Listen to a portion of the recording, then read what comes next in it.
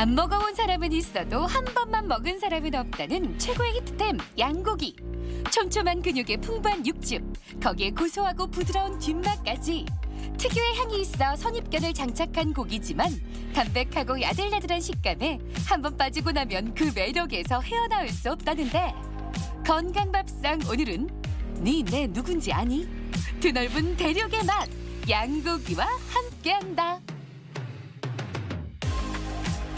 양고기는 동의보감에 그 성질이 매우 뜨겁고 독이 없다고 하여 몸이 허약하고 추위에 약한 증상을 다스린다고도 하였고, 음식을 잘 먹게 하고 몸을 살찌우고 건강하게 한다고 합니다.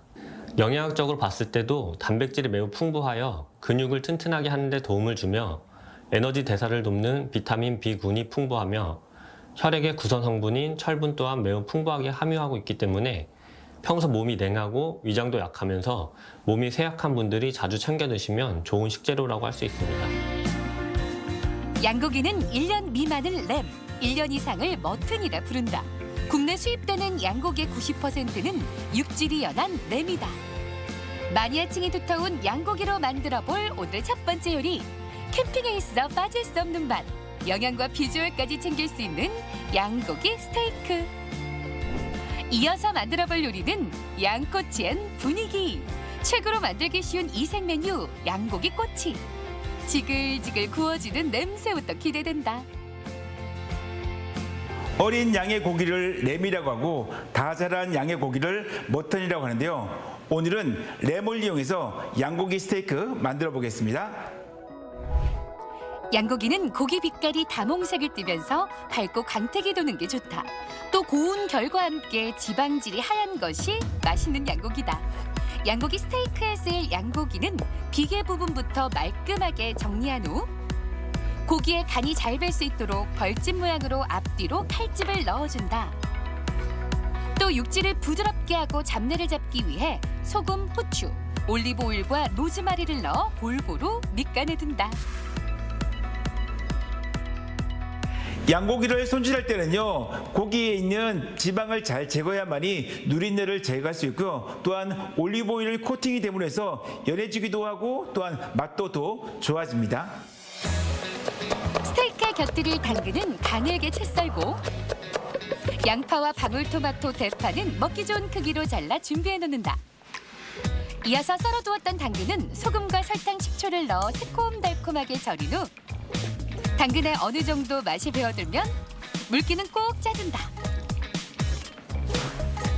이렇게 물기를 제거한 당근은 올리브 오일과 홀스그레이 소스, 머스타드 소스를 혼합한 양념에 넣어 골고루 버무려준다.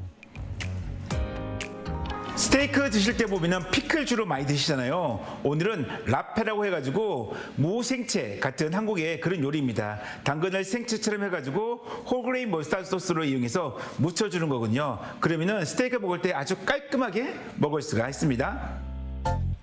잘 달궈진 팬에 버터를 넉넉하게 두른 후 양고기를 구워주는데, 앞면과 뒷면이 타지 않도록 노릇하게 구워주고 옆면도 모로 세워가며 익혀준다. 이제 손질을 두었던 채소를 곁들여 구워줄 차례. 방울토마토와 대파, 양파를 함께 올려 풍미를 더한 후 소금으로 간을 하면 양고기 스테이크 끝!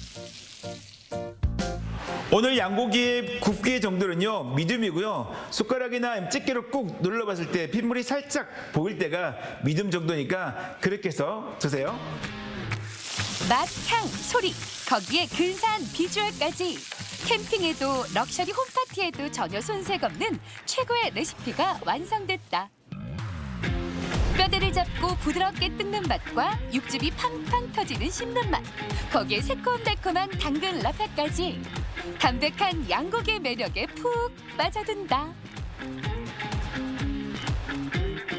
양고기는 호불호가 정말 극명하게 갈리더라고요. 어떤 사람은 좋아하고 어떤 사람은 싫어하는데요. 그 이유가 바로 누린내 때문인데요. 오늘은 그 누린내를 확 잡아서 양꼬치 한번 만들어 보도록 하겠습니다.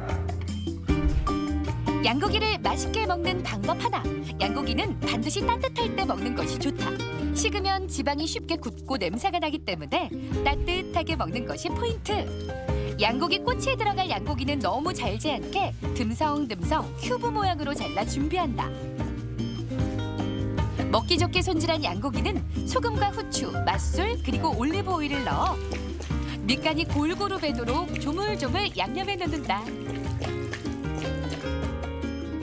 요즘 양고기는요, 어린 양고기이기 때문에 옛날처럼 그렇게 누린내가 나지 않거든요. 누린내가 나는 고기는요, 아주 나이가 많은 고기, 그런 것들인데요. 요즘에 만약에 조금이라도 냄새가 있다면 허브 종류 이용해서 누린내 제거할 수 있습니다. 꼬치에 들어갈 채소도 준비하자. 대파, 마늘, 고추는 양고기 크기로, 부추는 먹기 좋은 크기로 잘라둔다.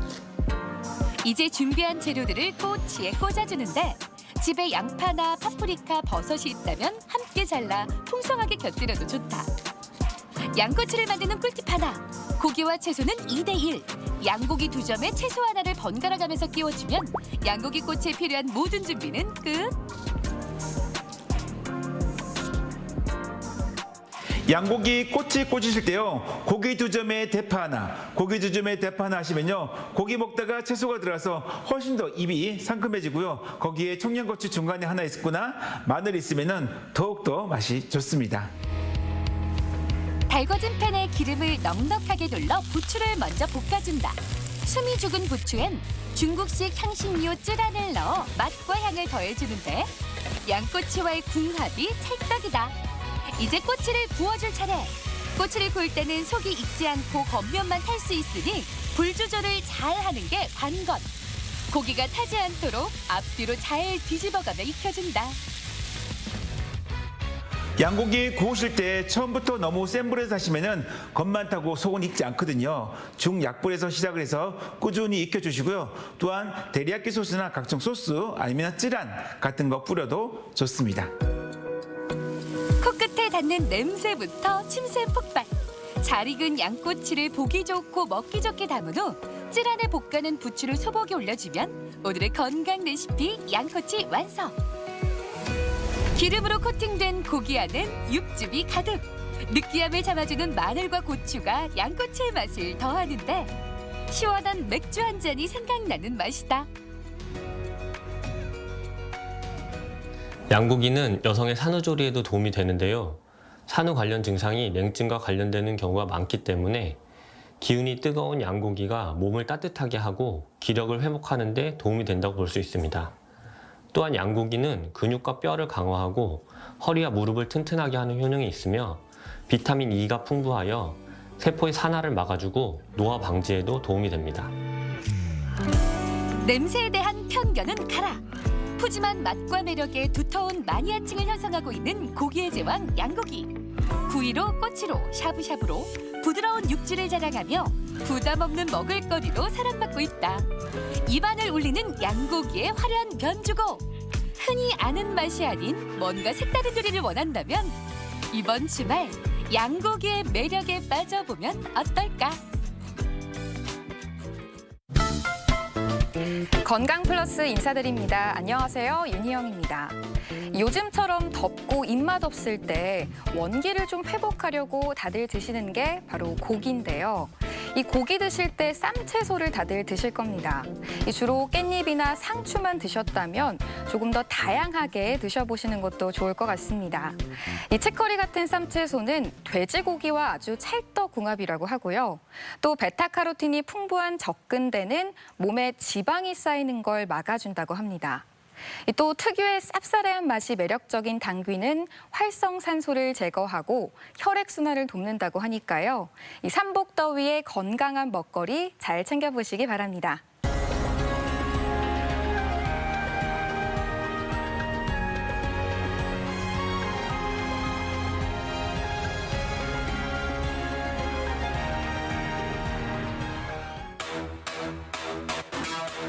또래 아이들에 비해 유난히 부산하다거나 놀이를 할 때도 자신의 순서를 기다리지 못한다면 단순히 장난이 심한 아이로만 봐야 할까? 한시도 가만히 있지 못하며 충동적인 행동을 보이는 ADHD. 주로 7세 이전의 아동에게 나타나는 흔한 정신과적 질환 중 하나다.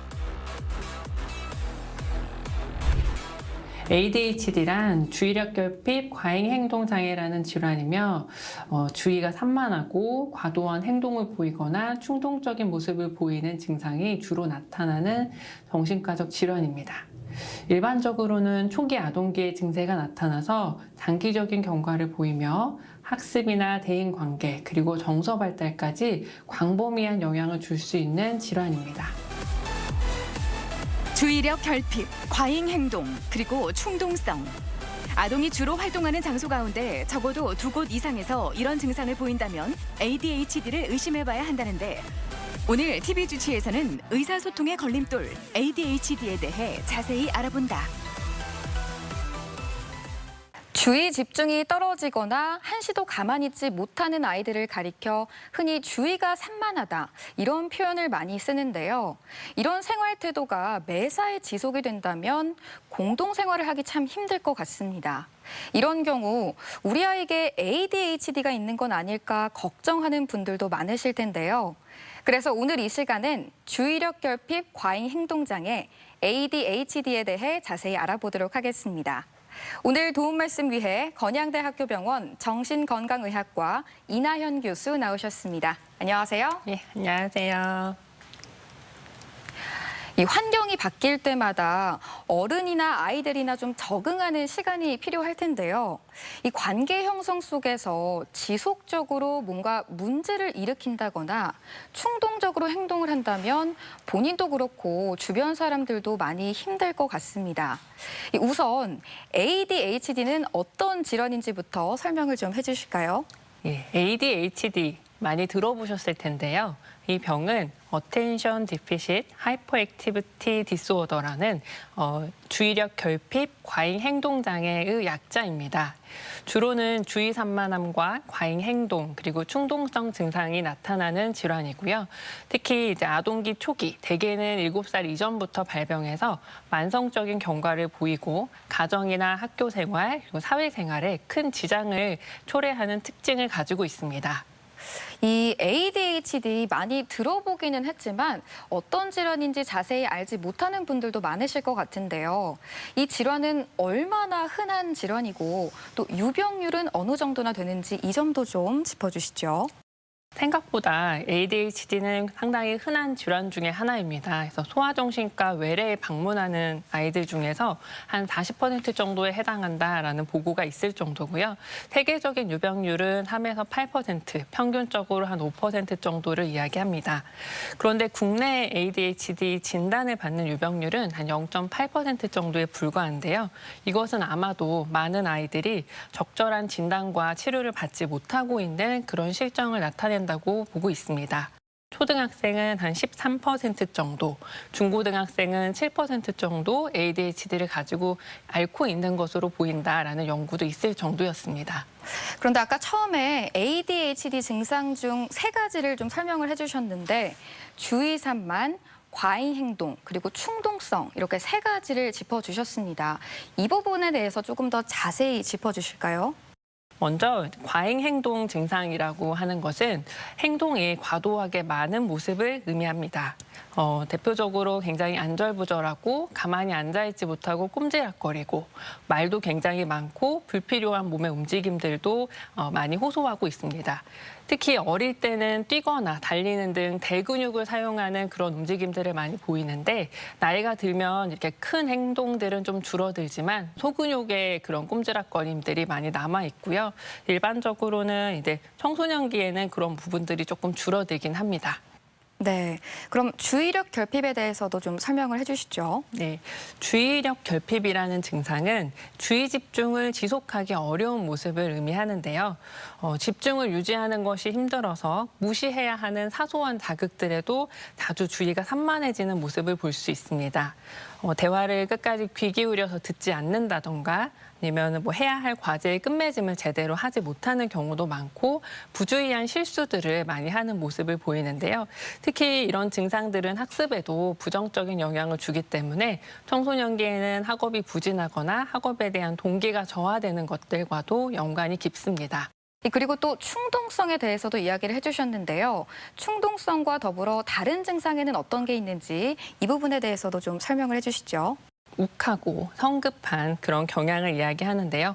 보통 이제 생각하지 않고 곧바로 행동하는 모습들이 매우 크거나 참을성이나 인내심이 부족한 모습을 보이기 쉽습니다.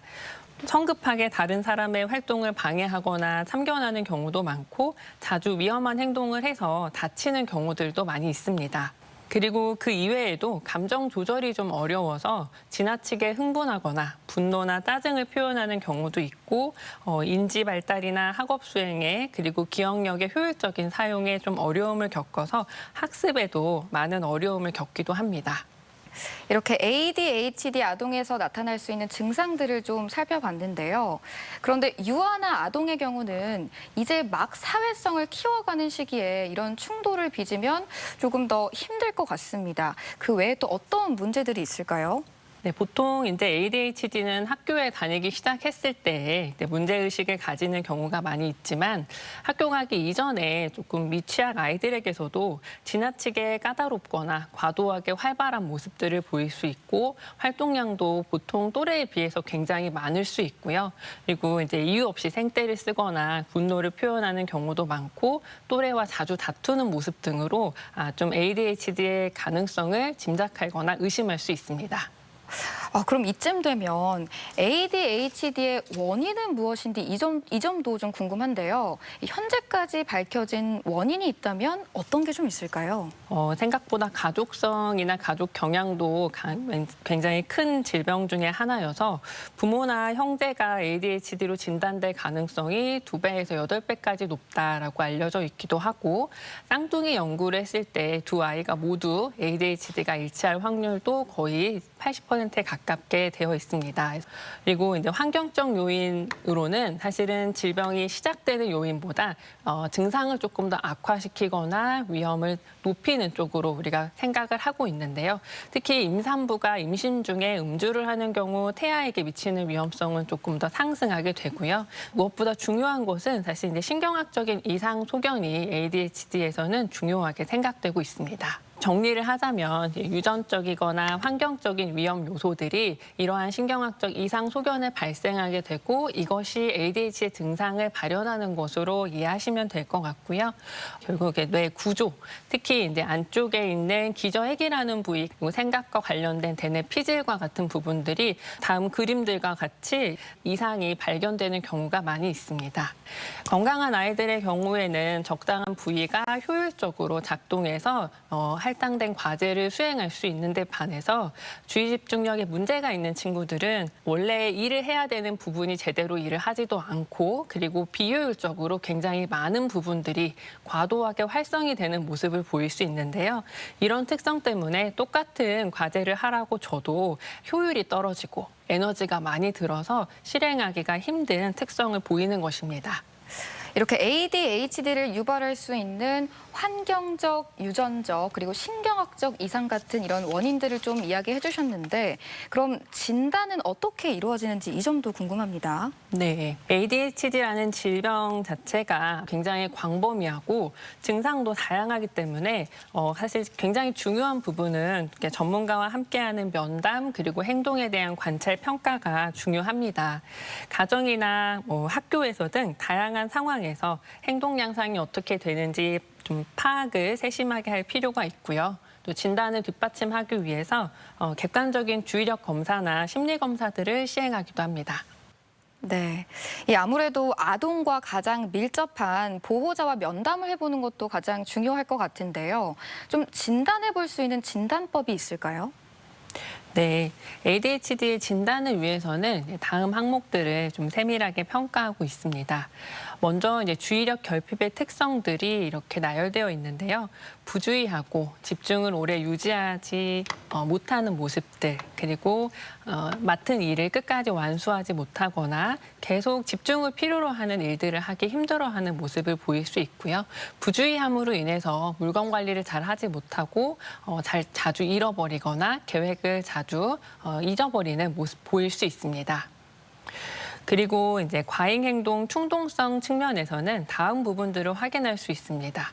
가만히 있지 못하고 계속 꼼지락거리기도 하고요. 부적절하게 뛰거나 계속 기어 올라가고 위험한 행동들을 하고 말도 많고 질문 끝까지 기다리지 못하고 계속 대답을 하는 경우도 있고 다른 사람들한테 끼어들기도 하는 이런 모습들의 특성이 적어도 6개월 이상 정도 지속되면서 일상생활에 영향을 많이 주게 되고요. 9가지씩 나열돼 있는데 최소 6가지 이상씩 해당했을 때 우리가 ADHD를 좀 의심하고 진단해 볼 수 있겠습니다.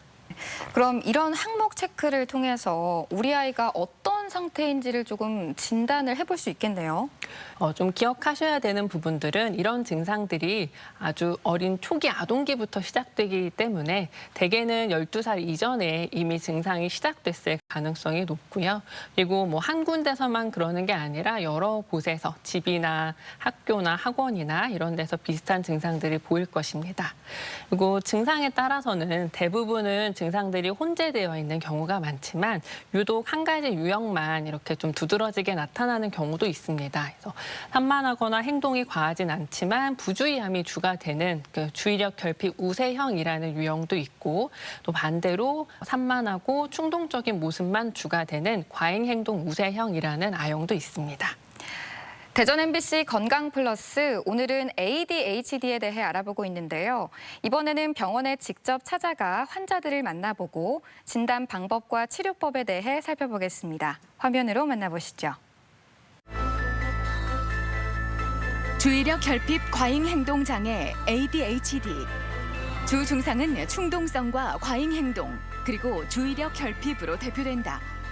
주로 아동과 청소년의 유병률이 집중돼 있어 생각보다 흔한 질환임에도 불구하고 발견되지 못하는 경우가 많은데 무엇보다 부모의 세심한 관찰과 관심이 중요한 질환 중 하나다.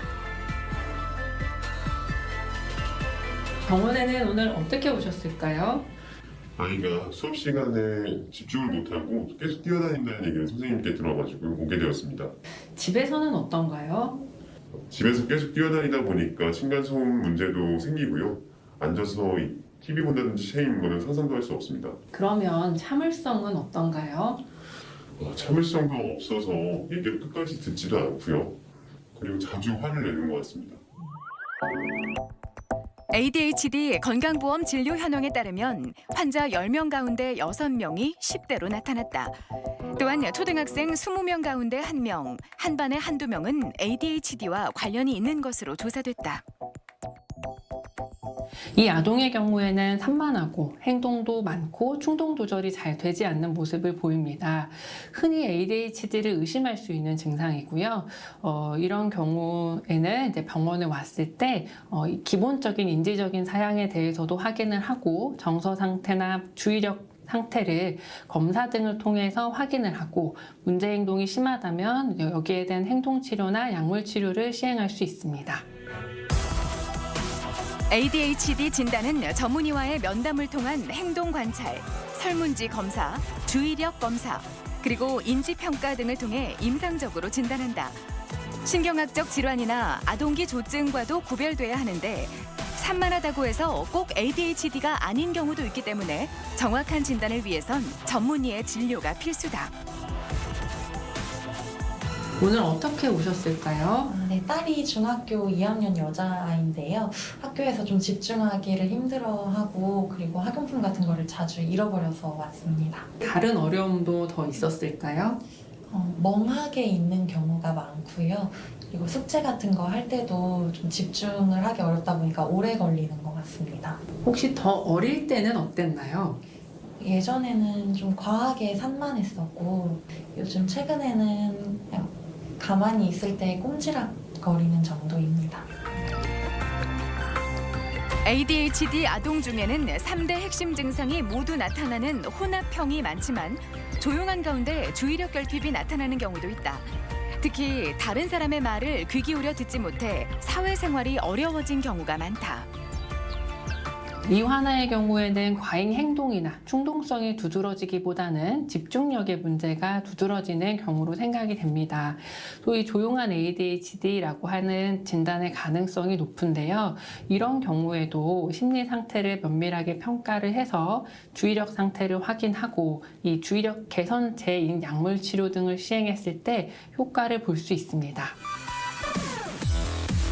ADHD를 치료하는 가장 효과적인 방법은 지속적인 약물 치료와 함께 행동 치료 등의 비약물적 요법을 병행하는 것이다. ADHD 약물 치료 효과는 매우 좋은 편으로 집중력이 향상되고 공격적인 성향은 줄어들어 사회 활동이나 대인 관계에 있어 큰 향상을 보여준다. 때문에 조기 치료가 무엇보다 중요하다. ADHD 증세를 가진 아이들이 보통 시간이 지나면 괜찮아진다면서 그냥 두시는 경우들이 많은데요. 이런 경우 ADHD 증상 자체도 만성적이지만 자꾸 혼이 나거나 실패를 경험하는 등 부정적인 경험들을 많이 할 수 있고요. 그렇게 되면 건강한 자존감의 발달도 방해를 받고 우울이나 불안함 등 다른 증상들이 생길 수도 있기 때문에 적절한 진단과 조기 치료가 꼭 필요합니다. ADHD가 의심된다면 무엇보다도 시기를 놓치지 않고 제때 치료를 받는 것이 중요하다. ADHD를 가진 아동의 70% 이상이 청소년기까지, 그중 약 50% 이상이 성인기까지 증상이 이어진다고 알려져 있다. 말 못할 고민, 마음의 병, ADHD. 어른들의 관심과 관찰로 이겨낼 수 있다. 병원을 찾아가서 환자들을 만나보고 ADHD에 대해 자세히 살펴봤습니다. 계속해서 진단법 좀 더 살펴보도록 하겠습니다. 이전에 말씀해 주셨던 체크 항목 외에도 좀 진단해 볼 수 있는 게 있을까요? 네, 이제 진단에 도움이 될 수 있는 방법들이 있는데요. 보통 이제 인지기능 검사나 정서 검사 등을 통해서 지능이나 정서 상태에 다른 어려움이 없는지를 확인해야 하고요. 그리고 그 이외에도 객관적인 주의력을 평가하는 검사들을 시행할 수 있습니다. 이와 같은 검사 방법들은 집중력이 필요로 하는 어떤 과제를 컴퓨터나 모니터 등을 통해서 제시해주고 이것을 아이들한테 수행하게 한 뒤에 얼마나 주의 집중력을 유지할 수 있고 충동 조절 능력, 억제력을 발휘할 수 있는가 확인하게 됩니다. 또 이런 결과들은 비슷한 또래에 비해서 아이가 어느 정도나 하고 있는지 확인해서 객관적으로 주의력을 살펴볼 수 있는 척도가 될 수 있습니다. 물론 이런 검사를 하면 정확하게 또 결과가 나타나겠지만 아무래도 환자 본인과의 면담 그리고 또 주변인들과의 면담도 중요할 것 같은데요. 어떤가요? 예, 사실 굉장히 중요한 부분이고 어떻게 보면 가장 중요한 부분이라고 할 수 있습니다. ADHD에 지금 설명드렸었던 핵심 증상들을 잘 확인을 하고 이런 증상들로 인해서 생활에 얼마나 불편함이 있는지 그리고 증상들이 있지만 얼마나 잘 적응하면서 지내고 있는지 그리고 다양한 사람들로부터 아동의 모습을 확인할 필요가 있는데요. 혹시 환경의 요인이거나 그 사람과의 관계에서 문제가 있는 것은 아닌가 세심하게 평가할 필요가 있습니다. 그리고 동반 질환이 굉장히 많은 질병이기 때문에 이런 부분들을 종합적으로 판단해서 진단해야 되기 때문에 면담 평가 가장 중요하다고 볼 수 있습니다. 네. 그리고 연령에 따라서 나타날 수 있는 이 사회적 문제들도 좀 다양할 것 같은데요. 연령대별로 ADHD는 어떻게 다른지 이 점도 좀 짚어주시죠. ADHD는 상당히 장기적인 영향을 가질 수 있습니다. 그래서 치료되지 않은 상태로 방치될 경우에는 나이가 들어가면서 점점 더 어려움들을 겪을 수 있게 될 텐데요. 학교 가기 전에는 단순히 행동 문제만 있었다 하더라도 학교에 입학해서는 학업과 관련된 부분들의 문제도 발생하게 되고 친구를 사귀는 과정에서도 어려움이 생겨서 자존감이 상하는 일들도 많이 발생할 수 있습니다. 그리고 사춘기 시기는 안 그래도 아이들이 많이 예민하고 힘든 시기인데 이때 이제 건강한 자존감이 형성되어 있지 않기 때문에 더 우울이나 불안감, 정서적 어려움을 겪을 수도 있고 약간 엇나가거나 문제 행동으로 빠지는 경우도 있을 수 있습니다.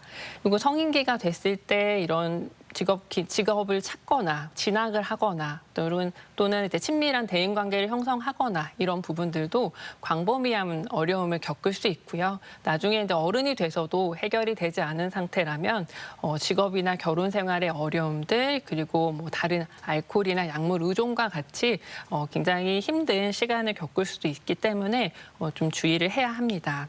네, 말씀해주신 대로 청소년기에는 이 사춘기만으로도 힘들 것 같은데 ADHD까지 함께 나타나면 고민이 더 클 것 같습니다. 이 성인기와 청소년기에 나타날 수 있는 특징은 어떻게 다른지 이 점도 좀 짚어주시죠. 네, 청소년기까지 지속될 가능성은 상당히 높은 편입니다. 네, 이런 경우에 이미 증세가 잘 조절이 되지 않고 있다면 여러 가지 내적인 갈등과 어려움들 그리고 가족관계 문제들을 겪고 있을 가능성이 높고요. 더더군다나 이 시기에는 아이들의 반항성이 더 높아져서 가족관계가 매우 악화되는 경우도 있습니다. 비행을 일으키는 품행 문제나 알코올이나 담배 등 물질 남용의 문제가 나타날 가능성도 있고 특히 이제 여자아이들 같은 경우 우울이나 불안감 등을 심하게 호소하는 정서적인 어려움을 경험할 수도 있습니다. 성인기까지 ADHD가 증상이 지속될 가능성도 상당히 높은 편이거든요. 무조건 어른이 된다고 다 낫는 것은 아니기 때문에 성인 ADHD를 진단받으시는 경우도 있습니다. 전반적인 가정 생활, 직장 생활, 그리고 사회 생활에 두루두루 이제 불편함을 겪을 수가 있게 되고요. 이렇게 증상이 오래 유지되는 경우는 아동기에 증상이 심각했거나 문제 행동들이 심각했을 때, 그리고 동반되는 질환이 많거나 가족성이 좀 두드러지게 있는 경우들에 증상이 좀 더 오래 유지되는 경우를 보이기 때문에 주의가 더 필요합니다. 이렇게 청소년기와 성인기에 대한 특징을 좀 짚어주셨는데 이쯤 되면 치료법도 궁금할 것 같습니다. 어떻게 치료가 이루어지나요? 가장 효과적인 방법은 사실 약물 치료가 가장 효과적입니다. 그래서 약물 치료의 종류는 이렇게 중추신경 자극제 내지는 비자극제라고 일컫는 이와 같은 약들이 있는데요. 이 약들은 이제 동반된 질환이라든가 아이의 상태, 증상의 심각도, 그리고 부작용의 민감성 등을 고려해서 약을 선택하게 되고요. 약물 치료를 시작하게 되면 대개 한 6개월에서 1년 정도는 투약을 지속하면서 경과를 보고 일반적으로 우리가 주의해야 되는 부작용은 불면 혹은 식욕부진, 복통이나 두통, 좀 드물긴 하지만 감정 변화가 조금 격렬한 경우들, 그리고 졸림 등의 부작용을 주의해서 약을 사용하고 있습니다. 네, 그렇다면 약을 복용하지 않고 이 비약물적으로 치료할 수 있는 치료법도 좀 설명을 해주시죠. 비약물적인 치료 방법들 중에서는 이제 대표적인 것이 행동치료라고 하는 부분이 있는데요. 이것은 뭐 이렇게 아주 복잡한 부분들은 아니고요. 행동치료라는 것 중에 이제 부모 교육, 이건 아동이 어떤 문제가 되는 행동을 감소시키고 긍정적인 행동을 증가시키기 위한 방법을 가정 내에서 적용하실 수 있도록 안내드리고 훈련을 하는 방법이고요. 아동들도 이제 스스로 자신의 문제 행동을 감소시키기 위해서 계획을 세우고 정리를 하고 목록을 관리하는 등 행동 계획을 수립해서 활용할 수 있도록 해주는 방법입니다. 그리고 ADHD 자체가 동반 질환이 굉장히 많은 질환이기 때문에 학습 장애나 정서 불안이 동반된 경우에는 학습 치료나 놀이 치료, 상담 치료 등이 도움이 될 수 있습니다. 이렇게 비약물적 치료를 받았을 때 눈에 띄게 나타나는 효과가 있다면 어떤 게 좀 있을까요? 약물 치료와 비약물적인 치료를 다 이제 포함해서 치료의 효과로서는 저희가 주의력의 개선과 충동성을 좀 조절할 수 있는 것을 목표로 삼고요. 감정 표현 자체도 좀 더 적당한 수준으로 할 수 있게 향상시키는 것을 목표하고 있습니다. 특히 약물 치료랑 행동 치료를 같이 병행할 경우에 그 효과를 조금 더 크게 볼 수 있는 것으로 알려져 있습니다. 그리고 ADHD 증상이 되게 다양한 만큼 또 정신적인 질환도 동반이 될 것 같은데요. 어떤 것들이 좀 있을까요? 거의 70에서 80% 가까이 다른 정신과적 질환이 하나 이상 동반된다라고 보여지는데요. 이제 굉장히 심한 반항심을 보이는 적대적 반항 장애, 그리고 비행을 일삼는 품행 장애, 알코올 문제가 있거나 흡연과 관련된 물질 관련된 장애 등의 청소년기의 위기 상황을 겪는 경우도 많고요. 불안이나 우울 장애, 그리고 틱 장애, 학습과 관련한 학습 장애 등의 어려움을 겪기도 합니다. 이런 공존 질환들 또한 ADHD를 앓고 있는 환아의 삶을 굉장히 힘들게 하는 부분이기 때문에 이것도 굉장히 적절하게 평가하고 잘 관리하는 것이 매우 중요합니다. 이런 정신적 질환들이 동반이 되는군요. 그런데 이쯤에서 또 한 가지 궁금한 게 성인 ADHD 유병률은 어느 정도나 되는지 이 점도 좀 궁금합니다. 성인 ADHD에 대한 인식이 많이 향상이 되었는데요. 이 병은 뭐 성인기에 새로 생긴다는 의미는 아니고요. 그래서 어렸을 때 있었던 ADHD 증상이 성인기까지 지속되고 있는 경우를 이야기하는데 세계적으로 평균 성인 ADHD의 평균 유병률은 한 3% 정도 이야기를 하고요. 국내 연구에서는 한 1% 정도를 이야기하고 있습니다. 일반적으로는 과잉 행동이나 충동성 문제보다 주의 부족, 주의력 결핍 증상을 더 흔하게 호소하고 있고요. 말씀드린 대로 건강 관리도 좀 어렵고 부부관계나 직장생활 유지하는 것도 어렵고 금전적인 관리에서도 문제가 발생할 수 있습니다. 사실 성인이 돼도 어느 정도는 산만하거나 또 충동적인 부분이 있기도 하거든요. 그렇다면 성인 ADHD와 아동의 ADHD 이 진단법은 또 다른지 또 진단과 치료는 어떻게 이루어지는지 이 점도 궁금합니다. 다만 이제 성인 시기는 이미 컸기 때문에 과거에 어땠었는지 발달은 어떻게 했었고 어렸을 때 문제 행동들이나 유사한 증상은 없었는지 좀 세밀하게 평가할 필요가 있습니다. 그래서 과거 시기를 기억하고 있는 보호자나 다른 가족들의 의견을 좀 참고해야 되는 부분이 있고요. 그리고 이제 ADHD에서 관찰이 되는 주의 집중의 어려움이나 충동성과 관련된 부분들, 뭐 안절부절함 이런 증상들이 성인기에 겪을 수 있는 우울증이나 불안증에서도 관찰되는 증상이기 때문에 성인의 환자분들께는 현재의 증상이 다른 정신질환으로 인한 것은 아닌지 꼭 감별을 해야 합니다. 이런 점들을 고려해서 이분이 성인 ADHD가 맞다 하고 진단을 내리게 되면 아동기 ADHD와 같이 약물 치료나 행동 치료적인 접근을 시행하게 되고요. 이런 경우 가족들이 함께 참여하는 것이 더 좋습니다. 이렇게 ADHD에 대해서 자세히 알아봤습니다. 그렇다면 ADHD 이것만은 기억하자. 어떤 게 좀 있을까요? 네, 이 부분은 꼭 기억해 주셨으면 좋겠습니다. ADHD가 어릴 때부터 시작돼서 장기적인 경과를 보이는 질병이고 치료받지 않은 경우에는 굉장히 가정, 학업, 대인관계에 미치는 영향이 크기 때문에 조기에 발견해서 적절한 치료를 하는 것이 필수적이다라는 점을 기억해 주시면 좋겠습니다. 네.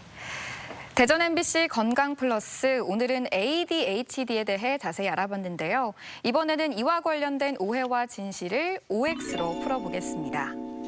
자, 먼저 ADHD는 부모의 그릇된 양육 방식에서 비롯된다. O일까요, X일까요? 이거는 X입니다. 예, 아까 이제 원인에 대한 부분 설명드릴 때도 좀 조심스럽게 말씀드렸던 것처럼 그러니까 부모가 뭘 잘못해서 ADHD가 생겼다라고 보기에는 좀 비약적이고요. 다만 이렇게 그릇된 양육 그리고 좋지 못한 관계가 아이들이 가지고 있는 행동 문제를 조금 더 악화시키거나 좀 더 문제 갈등을 조성할 수는 있기 때문에 요거는 이제 관리를 하시긴 해야 됩니다. 그럼 다음으로는 ADHD는 여자아이보다 남자아이가 더 많다. O일까요, X일까요? 네, 이거는 O입니다. 예. 남자아이들한테 대체적으로 조금 더 많이 관찰이 되고 있고요. 대부분 이제 신경발달 질환들이 남자아이들한테 조금 더 많은 경향을 보이고 있습니다. 그래서 원인은 아직도 이제 얘기가 많은데 뭐 성염색체와 관련되거나 성호르몬과 관련된 부분 혹은 좀 문화적인 배경 등으로 이해하려는 시도가 많이 있는데요. 아직 확실하게 말씀드리긴 어렵습니다. 그렇군요. 다음 질문은 저도 좀 궁금한데요. 이 산만하지 않고 조용한 ADHD가 있다. O일까요, X일까요? 예, 이건 O입니다. 아까 이제 몇 가지 유형을 좀 설명드릴 때 주의력 결핍 우세형이라고 말씀을 드렸었는데 보통 그런 경우에 아이들은 막 활동성이 많지는 않은데 조용히 혼자 딴 생각을 하거나 멍하게 있고 집중을 잘하지 못하는 모습이 특징적이기 때문에 우리가 조용한 ADHD라고 이렇게 이야기합니다.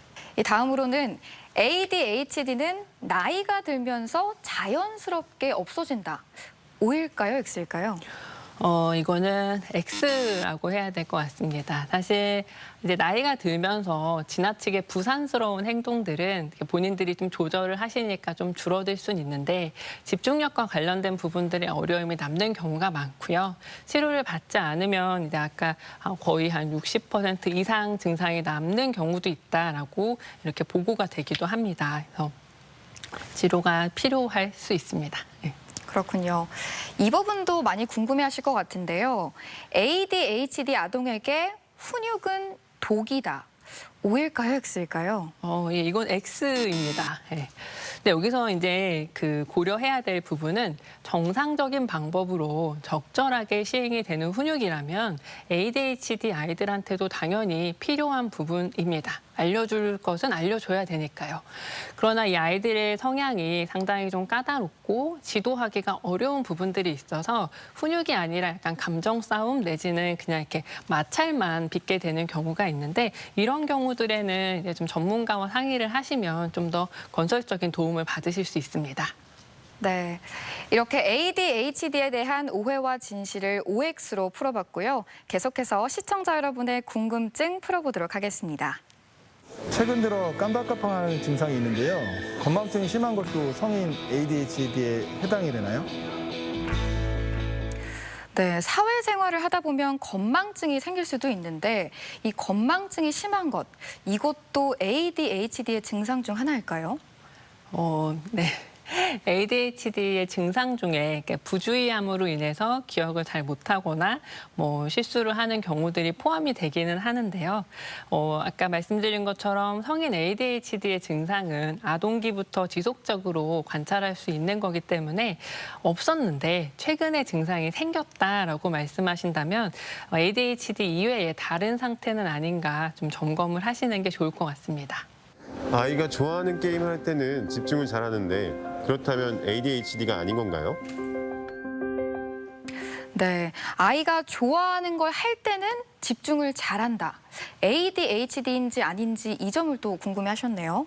네. 예, 이게 굉장히 많이 말씀하시는 부분들인데요. 사실 ADHD로 치료받는 아이들도 게임을 하거나 좋아하는 책을 읽거나 그럴 때는 몇 시간씩 앉아서 하는 경우도 있습니다. 네, 중요한 건 사실 흥미와 관심의 대상이 아니라 해야 하는 일들을 할 때 얼마나 주의력을 잘 유지하고 조절을 할 수 있느냐 하는 부분이기 때문에 이런 부분에 문제가 생겨서 생활에 지장을 준다면은 ADHD를 또 고려해 볼 수 있습니다. ADHD가 있으면 난독증도 함께 나타날 수 있나요? 네, ADHD가 있으면 글을 읽기 힘든 난독증도 함께 나타날 수 있는지 이 점도 궁금해하셨네요. 네, ADHD와 난독증은 사실 별개의 질환 카테고리로서 늘 함께 있거나 무엇이 무엇의 원인이 되는 관계는 아닙니다. 하지만 이제 난독증이나 난산증이 이제 학습장애라고 이야기를 하는데요. ADHD하고 학습장애가 같이 있을 확률이 한 20% 정도가 보고되고 있어서 상당히 이제 같이 있는 경우들이 많이 있고 그래서 주의해서 확인을 해보아야 하는 부분입니다. ADHD를 치료하기 위해서는 꼭 약을 먹어야 하는 건가요? ADHD 치료를 위해서 약을 꼭 복용해야 하는지 이 점도 궁금해하셨습니다.